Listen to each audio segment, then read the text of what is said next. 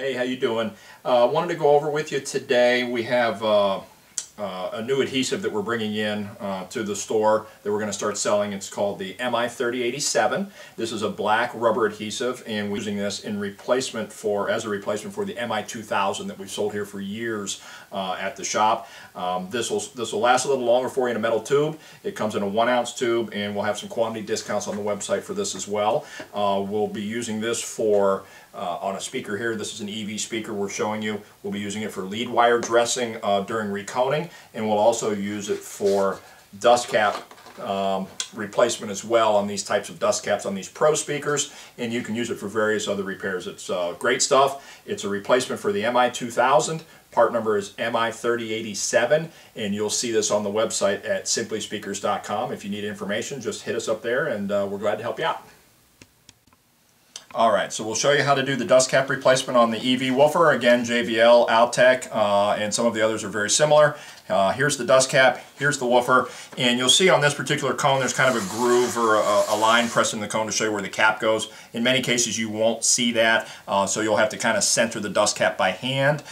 In this case you might take a little bit of tape, make yourself a small handle like this with a little piece of masking tape, put it on the dust cap so you can use it to kind of pick the cap up, and then that helps you to place the cap as shown here. So we'll kind of do that for you in the video here, and I'm going to show you that we're also changing to from this glue. This is our MI-2000. We're going to be using the new black adhesive, which is the 3087 tube here. I'll show you how they both are very similar when we kind of spread them out on a sheet of paper here. Here's the old adhesive, kind of a line like that. You'll see how that flows, and then that dries to kind of a rubbery consistency, and it's perfect for doing dust cap and lead wire work on these speakers. And you'll see on the 3087, very similar, okay?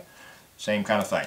Just to give you an idea what that looks like. And sometimes it's good to practice on a piece of paper if you're not sure of yourself, to get an idea kind of how the adhesive flows before you actually apply it to the speaker. So in this case, we'll go ahead and we'll get the dust cap started. We'll go ahead and place it here just like this. All right. I'm going to kind of carefully take that off of there.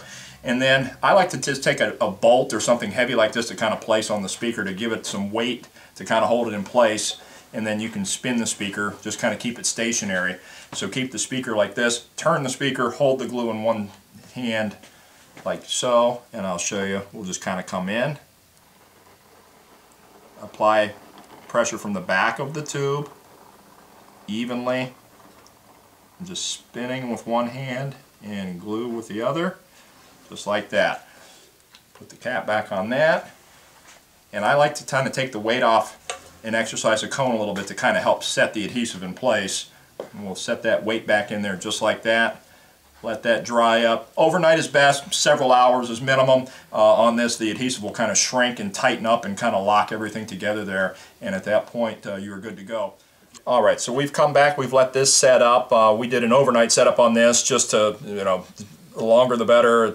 If you can wait that long, you're good to go. Several hours on this. You'll see how the glue kind of shrinks down in place here and tightens everything up, and that's it. The speaker is pretty much ready to go, and this is with the new MI-3087 adhesive, specifically for dust cap and lead wire repairs on these professional speakers.